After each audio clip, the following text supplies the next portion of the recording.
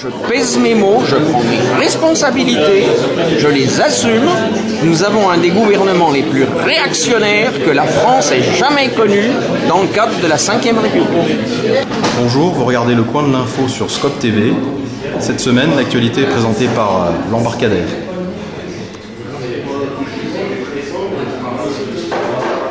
J'ai beaucoup retenu naturellement les manifestations et l'entrée dans la conscience et dans l'action de la jeunesse. Je ne connais pas la jeunesse.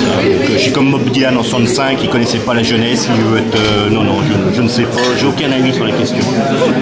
Mais ils ont parfaitement compris que si les anciens partent beaucoup plus tard à la retraite, eux seront beaucoup plus au chômage, dans la précarité, voire même pour un certain nombre d'entre eux dans la misère.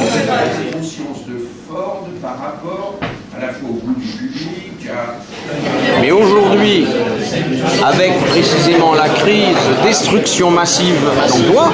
J'ai quitté une grande entreprise nationale qui s'appelle la SNCF. J'ai claqué la porte il y a 2 ans. Il n'y a pas qu'à France Télécom qu'on se suicide.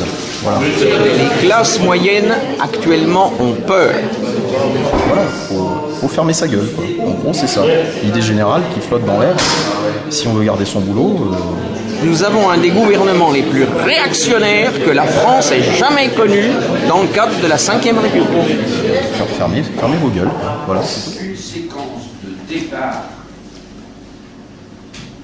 d'un soldat. En France, ça empire. Ça empire au niveau de la liberté de la presse.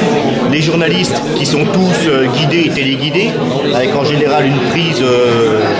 dans la prise, je dirais pas où elle est branchée, mais bon. Il y a une certaine liberté de la presse, mais moins que dans les pays anglo-saxons ou les pays du Nord.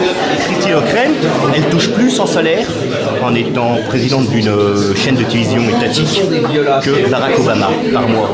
Le problème, c'est qu'il y a des journalistes qui ont été en garde à vue, je crois. Et ça, au niveau du droit... La raccourcir et en donner une essence... Roselyne Bachelot. Eh bien, je n'en serais hélas pas extrêmement surpris, parce que pourquoi n'en serais-je pas surpris? Eh bien parce que, effectivement...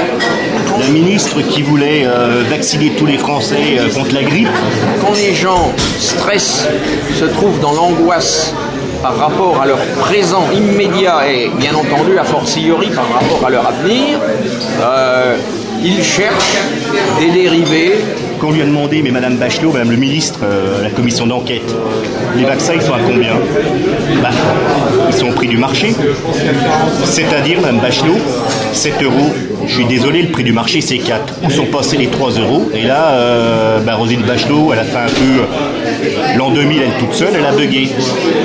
Si j'ose m'exprimer ainsi, pourvu que ça ne devienne pas encore bien plus grave par des addictions, avec des addictions encore bien plus graves, précisément. Augmenter les taxes sur le tabac, finalement, ça ne change rien. Je vais vous citer Bob Dylan, qui disait dans les années 60, tu n'as pas besoin de l'homme météo pour savoir d'où vient le vent.